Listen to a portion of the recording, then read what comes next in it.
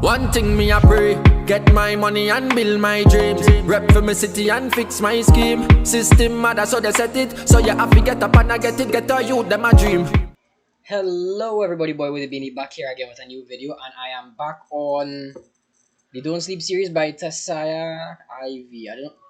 I don't know numerals too well, and I don't know how to pronounce the name too well, so I'm just gonna be saying that.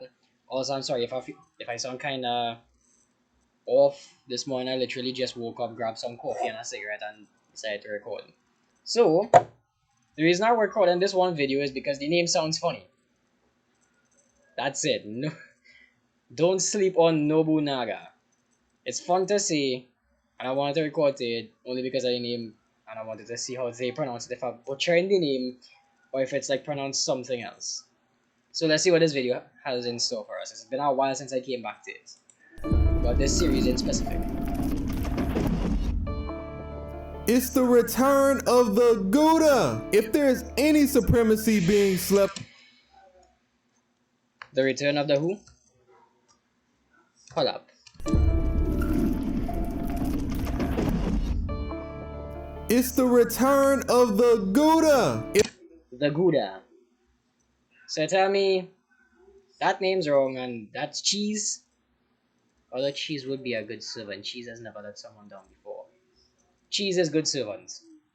Record that. Put that in the anime. You can have a servant that's literally just a block. If there's any supremacy being slept on, then that is Nobu's supremacy. We gotta make this right. One time for the demon archer out of Koha Ace, Oda Nobunaga. Going so off into FGO, we know that Nobu took on Mori, Kagetora, and Kiboshi at the same time. Mori himself admitting that she's nothing to be messed around with. In Tight Redline, we know that she can manifest several rifles in mid-air and use them to engage the enemy. They also come with their own manipulations, being able to block pistol bullets without her having to turn around. When she fought against Okita, she dodged her attack despite her expert sword skills and unloaded a barrage of rifle attacks, stopping Okita from laying a finger to block pistol bullets without her having to turn around. When she fought against Okita, she dodged her attack despite her expert sword skills and unloaded a barrage of rifle attacks, stopping Okita from laying a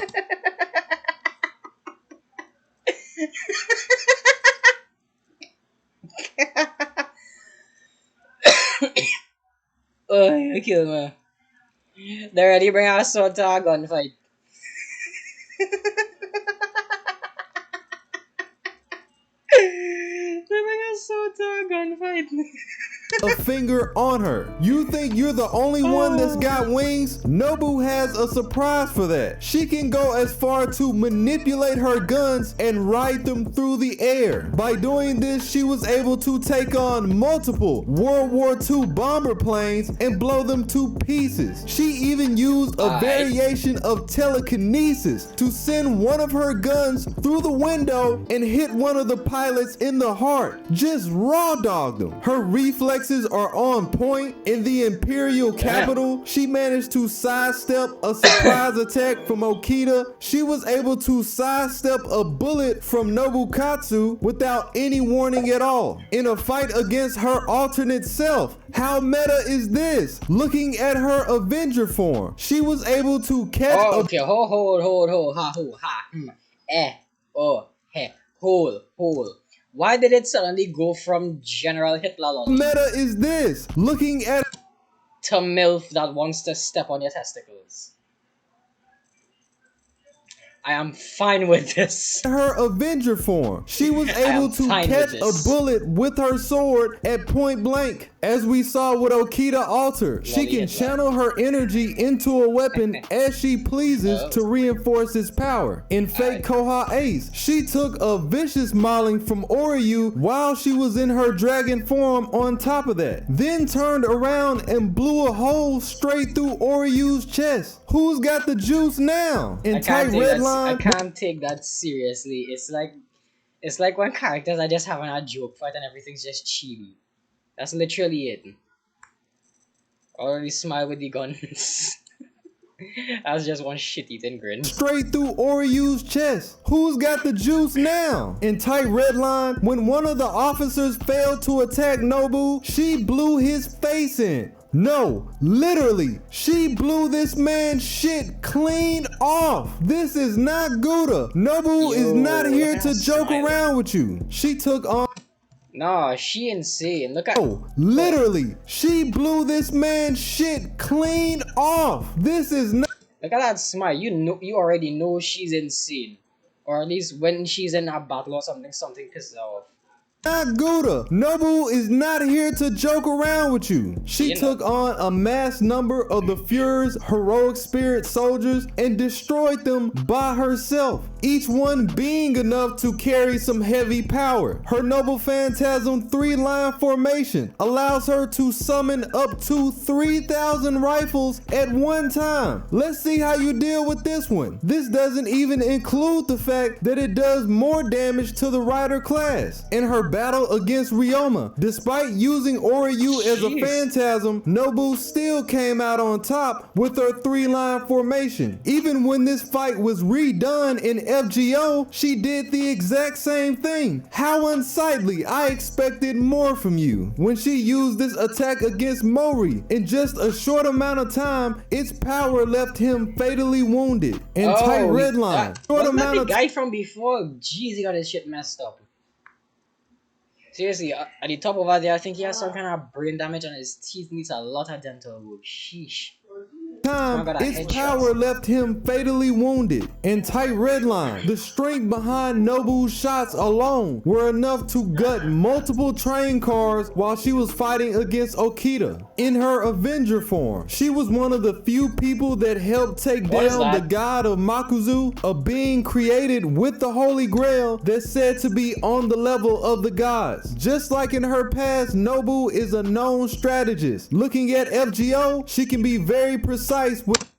Who is she referring to? Because I know the fake characters, they usually are referencing to someone, but the whole World War II thing and the fact that you wearing a general's cap, I'm not gonna assume anything, alright? I'm not gonna assume anything. With the way that she carries out her plans. And as a military commander, definitely better than the average. Then you have to deal with her reality marble. At the cost of her being weaker to more modern servants, she has a great authority over targets with divinity or mystery. Kagetora herself mentioned when she unleashed her reality marble that due to her background, she could hardly move. In the imperial capital, she had the intelligence to fortify the city 3 centuries ahead of its time. Then, in tight Red's time, the city who advanced the imperial capital 300 years in the... Okay, how did you know something that...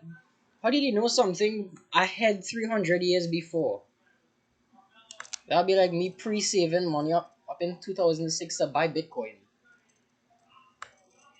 If I could go in the past, maybe. No, shut up. City 3 centuries ahead of its time. Then, in Type Red's timeline, the manga later tells us that Nobu actually managed to survive the last war. That this is her second time around, and she has the Grail. You don't have to wonder if she can win the war because she's already done it. We also find out, due to her being summoned in Japan, she has the home court advantage boost. She was able to tank one of Okita's best phantasms head on, then turned around and unleashed destruction on the bomber planes right after. You have several times throughout the manga where Okita gives praise to Nobu's strength, paying homage to her skill, and saying that she's nothing of the ordinary. You have the statement from Major Rider, who flat out says the combined efforts of Mori and Izo Okada still wouldn't be enough to take on Nobu. Then there's the interaction with Sakamoto Ryoma, who thinks that he needs to form an alliance to stand a chance against Nobu. Her durability isn't too bad either. Okita was in shock when she pierced her straight through the shoulder and Nobu pulled her sword out like it was a toy. Was that supposed to hurt? You have Demon King Nobu. That face literally asked the same question.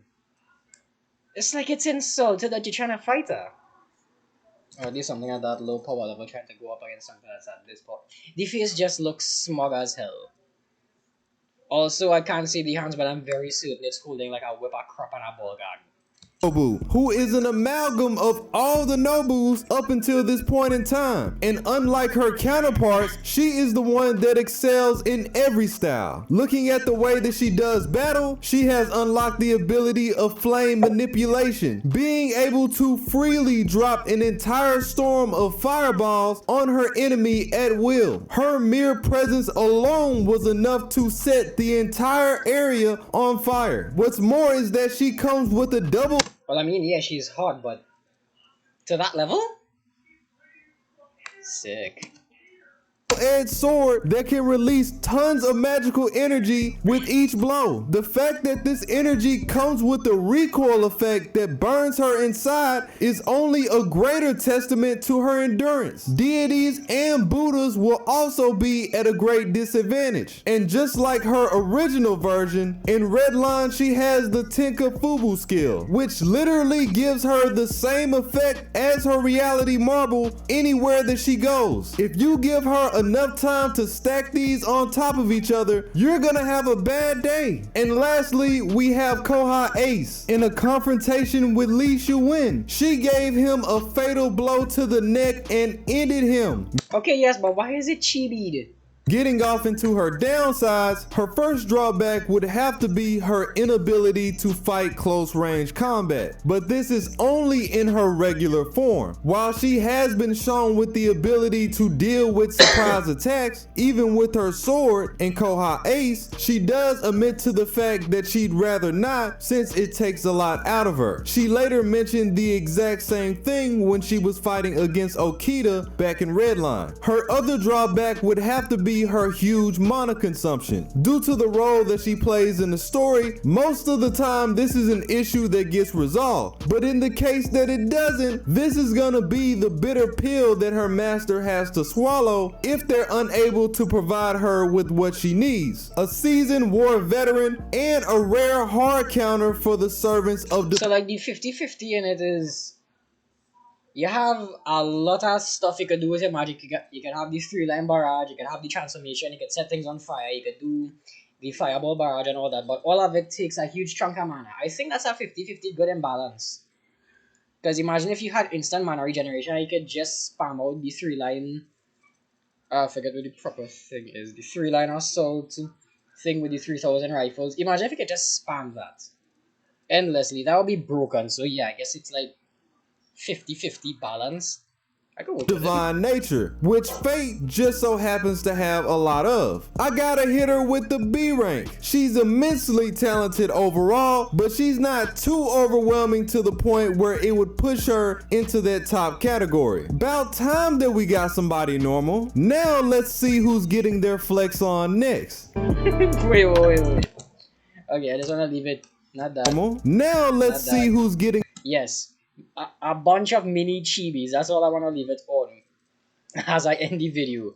But that was Nobunaga. I really hope I'm not butchering the name again.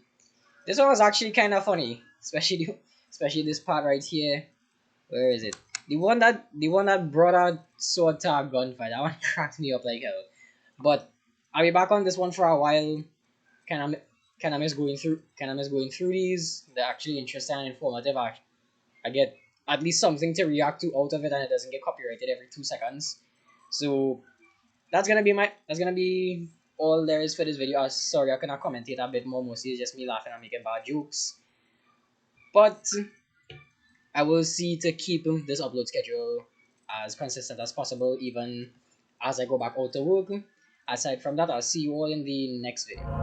One thing me a pray, get my money and build my dreams. Rep for my city and fix my scheme. System mother so they set it, so you have to get up and I get it, get a youth them a dream.